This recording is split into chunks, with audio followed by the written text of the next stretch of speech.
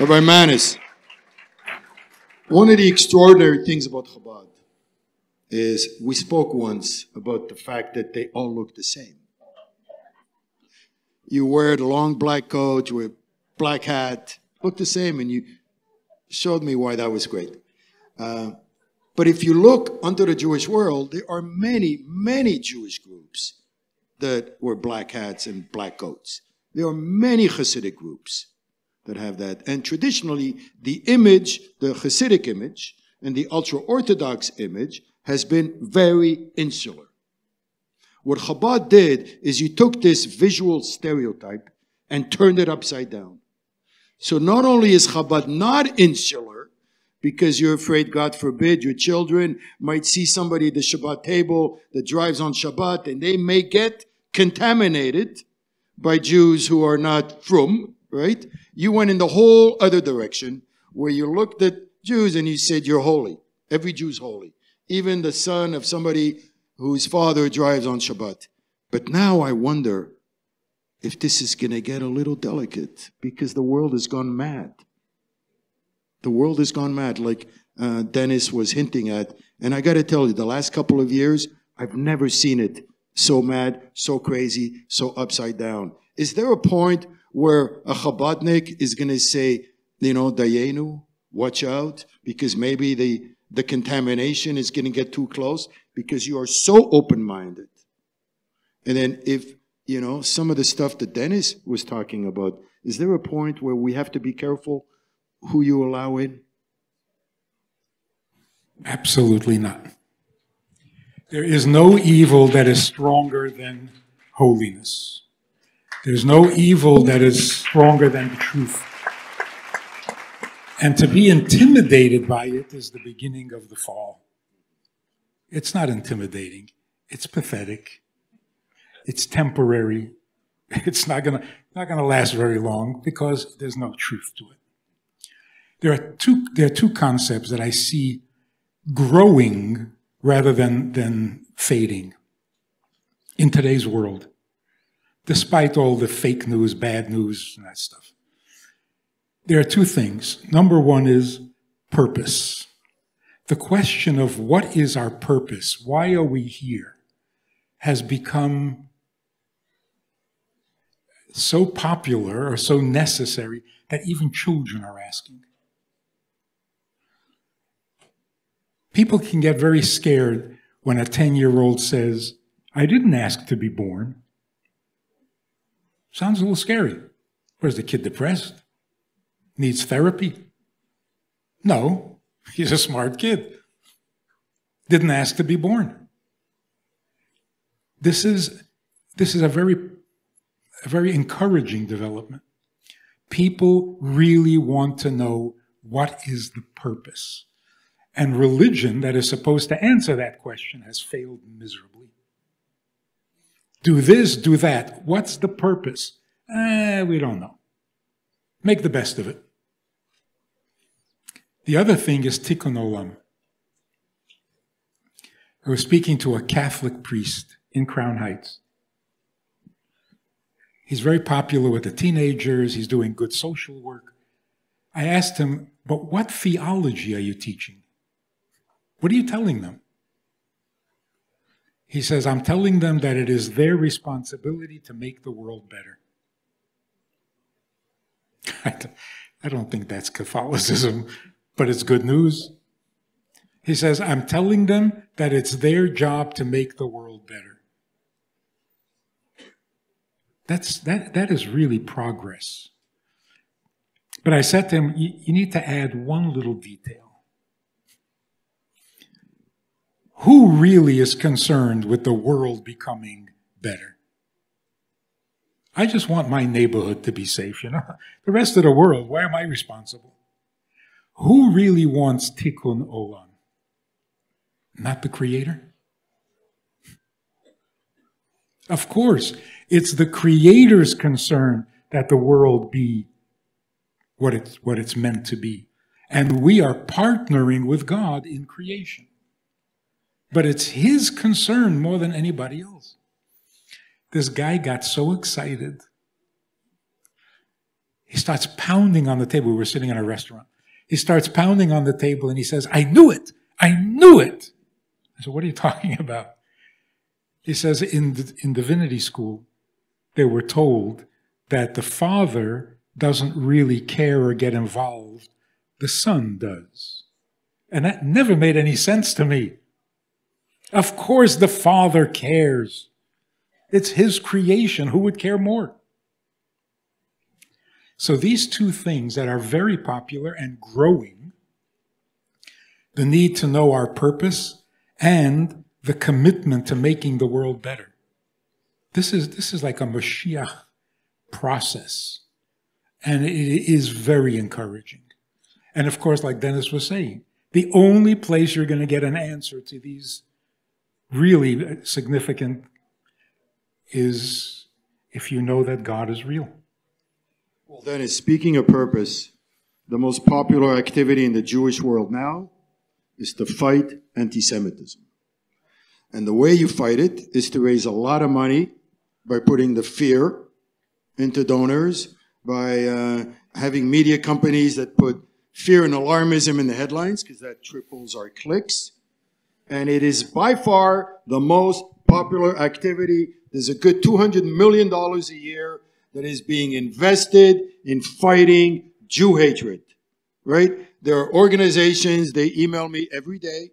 There's at least 20 organizations, and all they want to do, and they have whether they're called End Jew Hatred, Combat Anti-Semitism Movement. There's a new one that starts every week. They really don't like me because I wrote a piece recently quoting Chabad. The most successful Jewish organization in history has never once demonstrated against anti-Semitism.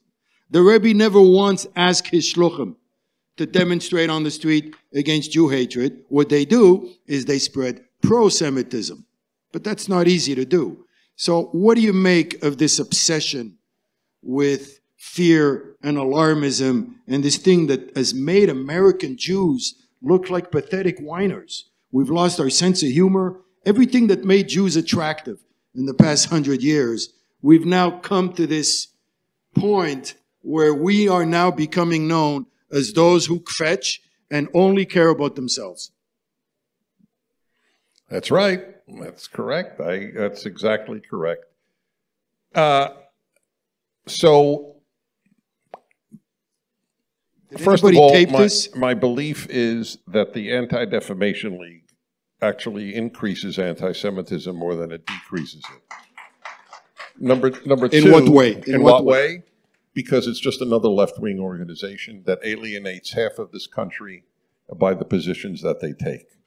No, but when you say ADL, because a lot of what they do is they'll call out anti-Semitism, an act, they'll condemn it, they'll really expose it. Is there a risk when you expose it so much that you may encourage people on the fence to become more anti-Semitic? The best way for Jews to combat anti-Semitism is to invite a non-Jew to Shabbos dinner.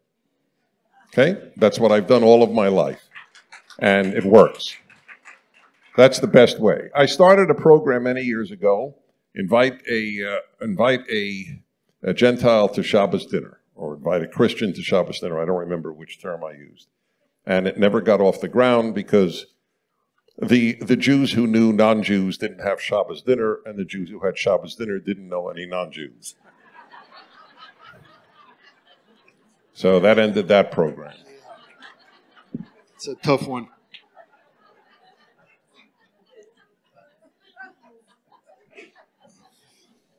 It was very nice to hear some guy at the Kinnus this year. This was after Kanye West made his famous statements. So this guy walking around with a camera, and he interviewed 6 shulchan. Just totally spontaneous. One didn't know the other was being interviewed. And they all came up with the same answer, which was like, yeah. I was so proud of them. Every one of them in different ways said, that's what he said. Bring him to the Chabad house. We'll talk. We'll straighten it out. We'll have something to eat. One shliach from Russia said, tell him to come. We'll have a little vodka.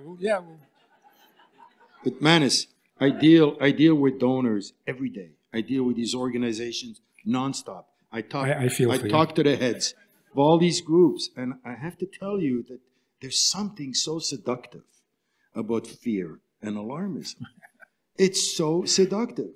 Like instantly, you increase your donations. With fear and alarmism, it's almost human nature, right? We're supposed to be on the lookout for trouble, anything that's got trouble. And I realized that the Rebbe took the long way.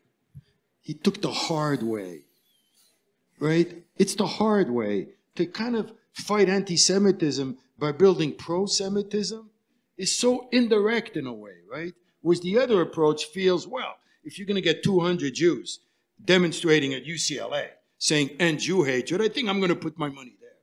Because it feels more obvious, more direct. Whereas the Chabad way is so much more difficult. And yet the Rebbe decided to take the real difficult way. And this is what... You know, there was a lot of conversation between the Rebbe and President Reagan.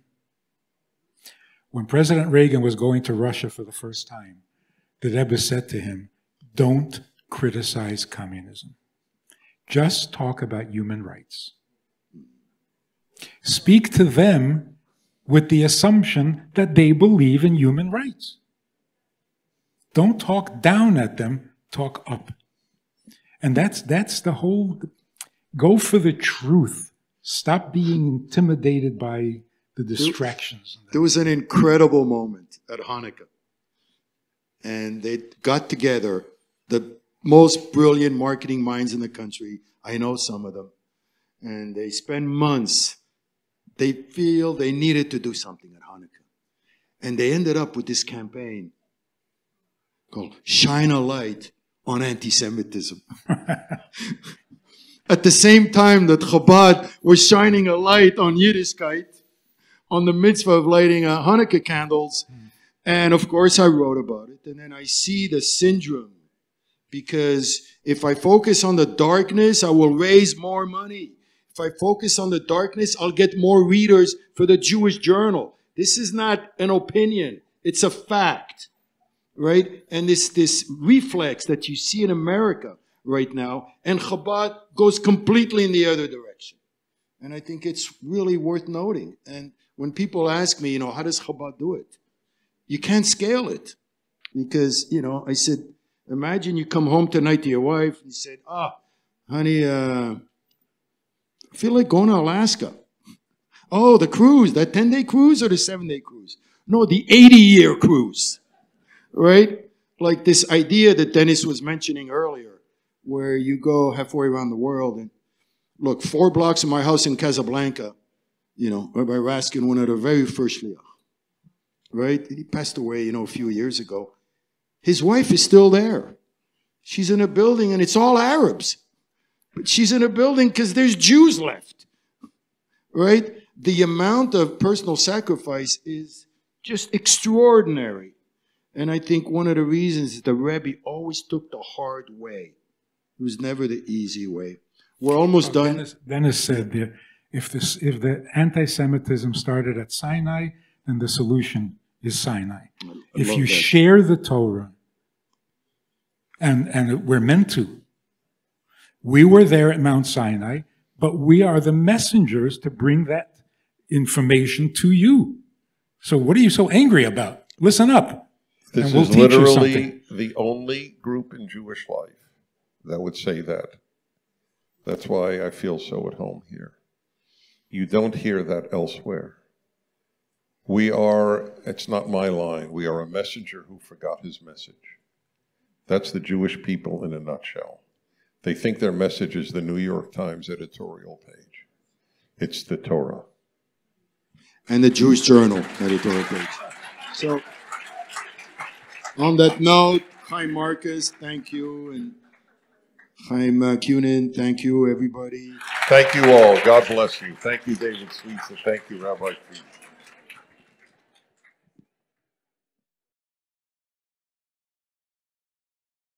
We have a Sunday night program for VIPs that you might be interested in. It's informal, it's questions and answers, it's conversation, It's really relaxed, it's really pleasant, enjoyable, informative, and kind of community-like. It's a Sunday night program, there's a Wednesday morning program for the VIPs, and there's a Wednesday night program. All of it just conversation, casual, laid back, unscripted. So join us. Take a look, click the link below, and see which of the three suits you best, and join us for some enjoyable conversation.